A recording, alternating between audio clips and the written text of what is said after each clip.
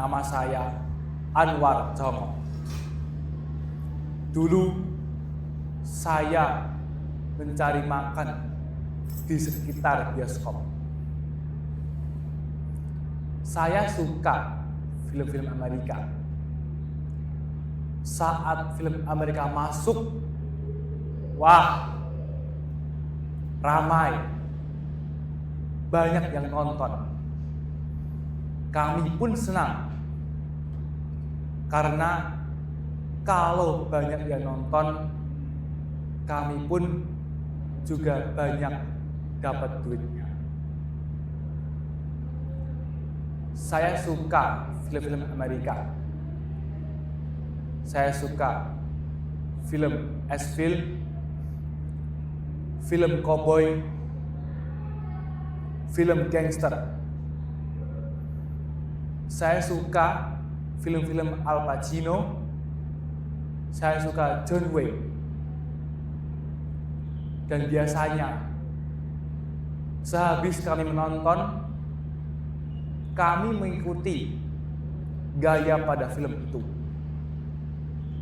Gaya kita berjalan, gaya mereka berbicara, kita ikuti. Bahkan seakan-akan kami pun adalah tokoh pada film itu. Rasanya keren.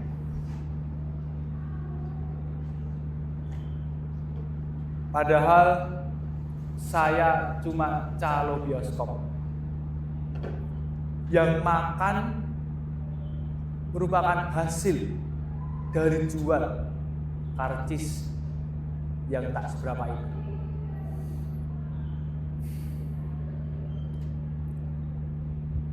Lalu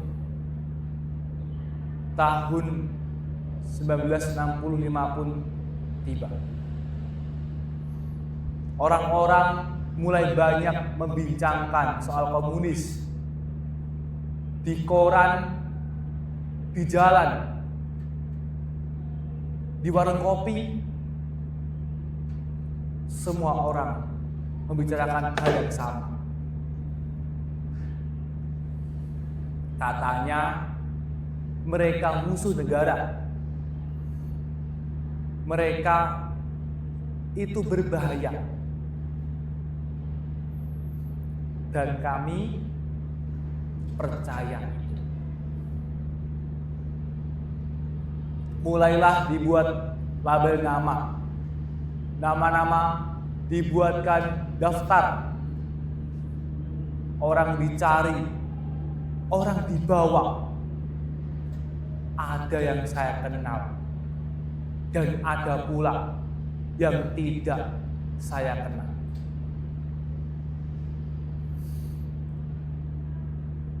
Kami hanya melakukan apa yang perlu kami lakukan. Awalnya banyak cara, begitu banyak cara yang kami lakukan. Sampai dengan kami berpikir, tidakkah kalau terlalu banyak pukulan, darahnya begitu banyak, tempat jadi kotor, bau, susah untuk dibereskan. Sampai kami menemukan cara yang lebih praktis, cara yang lebih bersih, lebih tenang, dan lebih rapi. Tidak susah untuk dibereskan. Begini.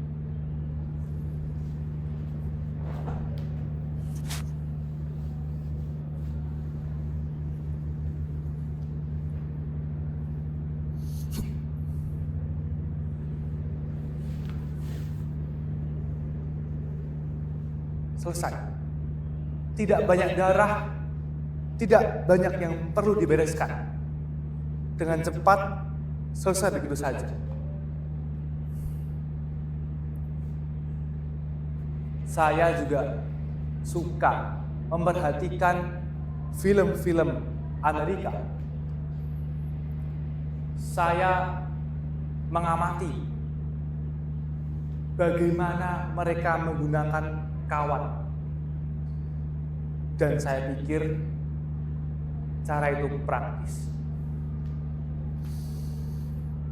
Hari demi hari berlalu, malam demi malam pun berlalu. Hal ini sudah terbiasa bagi kami. Ada orang datang, dibawa pergi. Nanti malam ada, besok lagi juga ada. Terus seperti itu. Biasanya setelah kami selesai melakukannya, kami minum yang banyak. Lagu diputar, kami pun berjoget, ca ca ca ca. Kalau tidak seperti itu, kami tidak tahu apakah kami masih dapat bertahan dari malam ke malam. Kalau tidak seperti itu, mungkin kami sudah gila.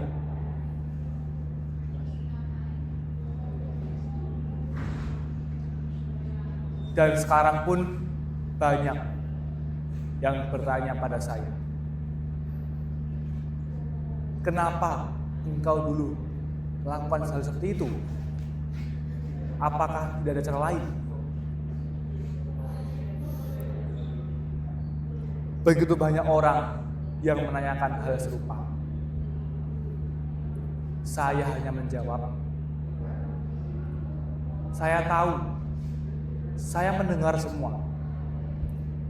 Saya sadar akan apa yang saya perbuat. Tapi saya tidak banyak bicara dan saya tidak banyak bertanya.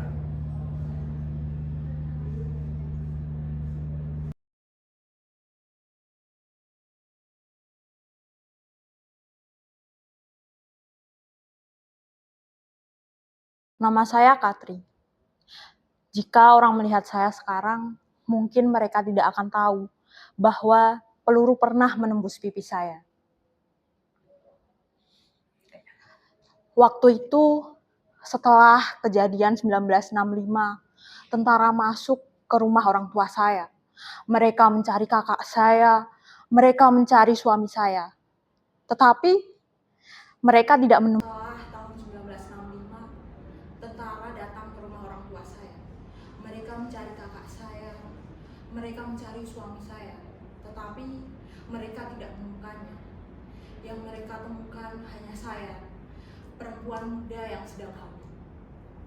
Saya hanya menanyakan keberadaan uang saya yang hilang dari rumah. Uang yang ditinggalkan suami saya untuk biaya melahirkan. Komandan sudah meminta saya untuk tidak memperbesar masalah. Tetapi mereka mengatakan saya memfitnah. Saya mencoba menjelaskan, saya coba membela diri. Namun tiba-tiba saya ditembak dari jarak dekat. Peluru masuk dari pipi saya menembus rahang saya.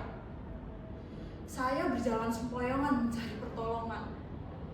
Namun ketika saya mencari pertolongan, mereka hendak menembak saya lagi. Dan senjata itu macet. Dan pada itu saya selamat. Tetapi keselamatan itu tidak berlangsung lama. Saya ditangkap. Bukan sekali, 2 kali. Saya tidak tahu apa kesalahan saya. Mereka bilang Katri itu penting. Mereka terus bertanya tentang kakak saya, tentang orang-orang yang bahkan saya tidak tahu keberadaannya.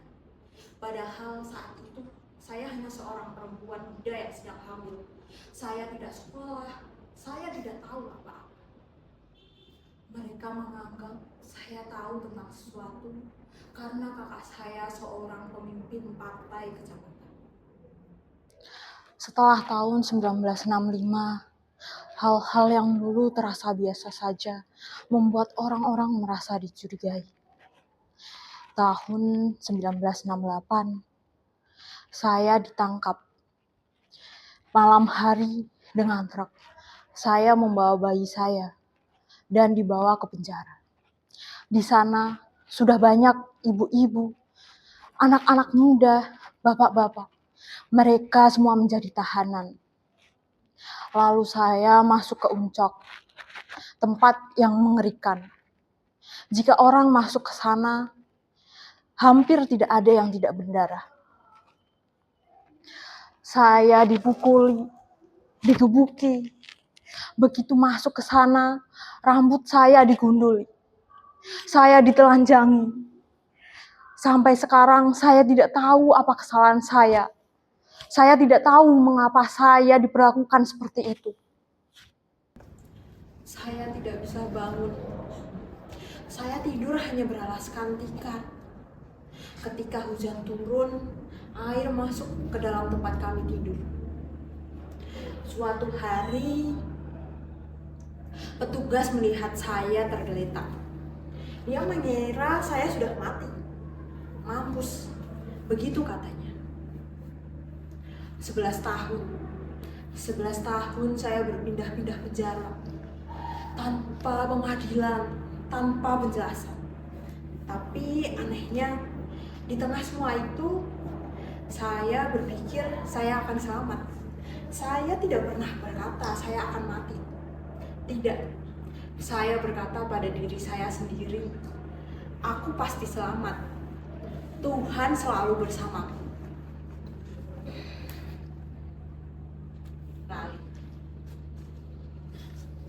Lali. Yes.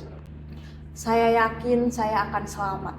Saya tidak pernah berkata saya akan mati. Tidak. Saya selalu berkata pada diri saya sendiri, aku pasti selamat. Tuhan selalu bersamaku. Saya tidak pernah menangis karena tangisan saya ada dalam nyanyian. Setiap hari saya menyanyi karena hanya dengan itu saya merasa tetap hidup. Tahun 1978 saya bebas. Saya belajar menjahit. Saya bekerja. Saya memulai hidup saya kembali. Banyak orang bertanya kepada saya, apakah saya masih menyimpan dendam? Jawaban saya tidak. Dendam itu berat. Dendam itu menghabiskan tenaga. Saya bersyukur Tuhan memberikan kesempatan untuk melepaskannya.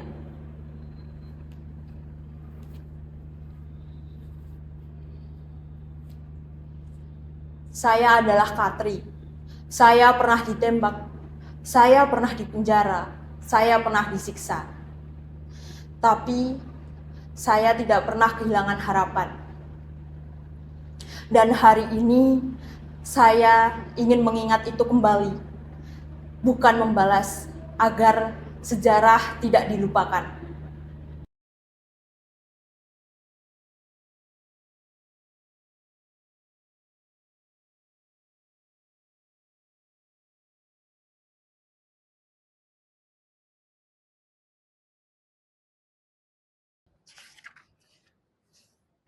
Sejarah. Percayalah, bukan sesuatu hal yang mudah dituliskan ketika kebenarannya ditentukan oleh kekuasaan. Pada minggu pertama 1966, saya dan rekan saya, Ruth McVeigh, berhasil menyelesaikan sebuah laporan yang menganalisis peristiwa yang mengguncangkan Indonesia pada 1 Oktober 1965.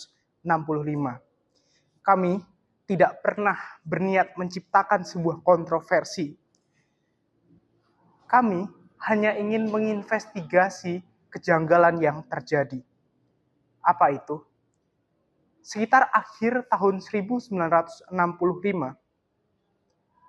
kami duduk bersama di Cornell University. Jauh dari Jakarta, jauh dari pusat kekuasaan Indonesia. Namun, pandangan kami tertuju ke sana. Hari demi hari kami habiskan untuk membaca surat kabar menganalisis laporan, menyusun kronologi, dan mencermati para tokoh yang terlibat.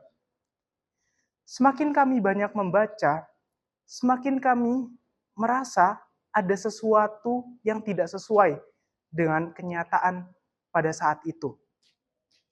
Hingga sampailah kami pada satu kesimpulan yang barangkali akan tidak enak terdengar oleh beberapa pihak. Partai Merah tidaklah pantas disebut sebagai dalang dari semua ini. Kesimpulan itu bukan lahir dari simpati politik, bukan pula karena keinginan untuk membela salah satu pihak. Sederhana saja, apakah bukti-bukti yang tersedia itu membuktikan tuduhan-tuduhan yang selama ini dilempar? Pikirkan sejenak, Partai Merah di Indonesia pada kala itu merupakan salah satu partai komunis terbesar di dunia. Pengaruh politik mereka jelas besar. Hubungan mereka dengan Bapak Proklamator pun sangat dekat. Dan posisi mereka terus berkembang. Partai Merah sedang berada di posisi yang menguntungkan. Lalu mengapa mereka mengambil tindakan yang sudah pasti menghancurkan diri mereka sendiri?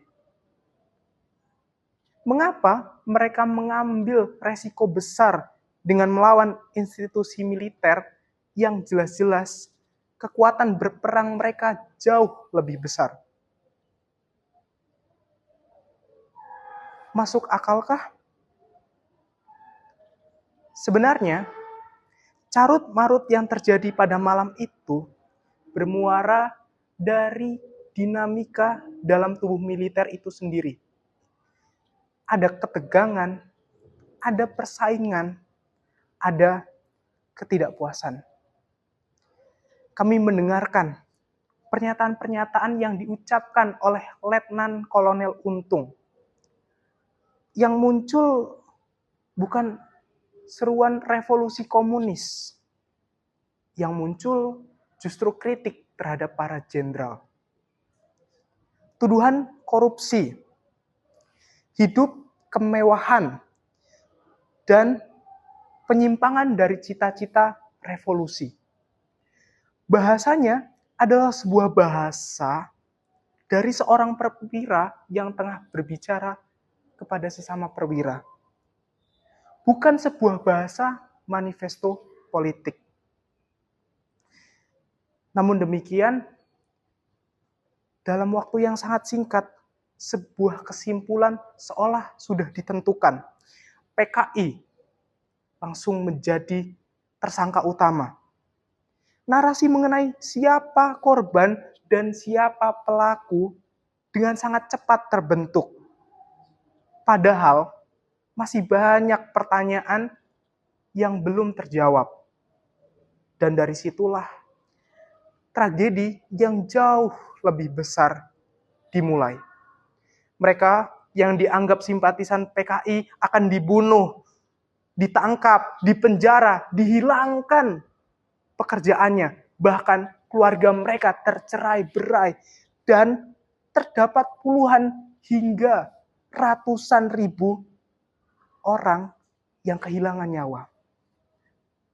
Tentu mereka memiliki nama, memiliki keluarga, dan harapan. Namun, mereka tak pernah memiliki kesempatan untuk membela diri. Laporan yang berhasil membuat Soeharto dan para militer marah ini awalnya beredar secara terbatas dan sangat dirahasiakan. Namun dalam perjalanannya, ia bocor juga. Ia lalu dibaca dan diperdebatkan. Lalu kemudian orang-orang menyebutnya Cornel Paper, sebuah nama yang tak pernah kami sematkan. Kami berdua tidak pernah mengklaim memiliki semua jawaban. Sejarah selalu menyisakan pertanyaan. Karena sejarah bukan tentang menerima cerita yang paling nyaman. Sejarah merupakan sebuah keberanian untuk mempertanyakan apa yang selama ini kita anggap benar. Sebab ketika masyarakat mulai berhenti mempertanyakan sejarahnya, sejarah akan beralih wahana menjadi dogma. Saya, Benedict Anderson, memilih untuk bertanya.